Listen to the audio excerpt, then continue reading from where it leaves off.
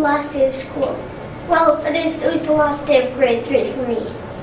Actually, the last day of school would really be when I graduate out of grade 12. But then if I wanted to go to college, the last day of school would be when I graduate out of grade 16. But then if I wanted to become a doctor, the last day of school would be the last day of grade 22. Come on! Who could ever stand going to school for 22 years? I can barely even stand going to school for 5. And 2 of those years are kindergarten. Where all we did was play games, sing songs, color pictures, and memorize our telephone numbers.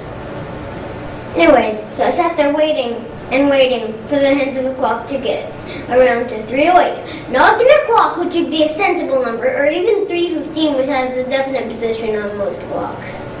Nope, 3:08.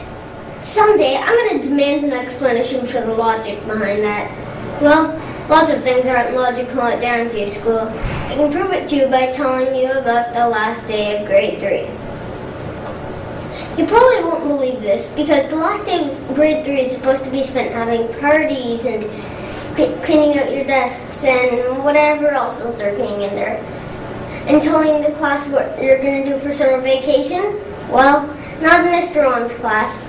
In Mr. On's class, we had to do speeches. Can you believe it? Speeches on the last day of school? And some of those speeches were just plain dumb.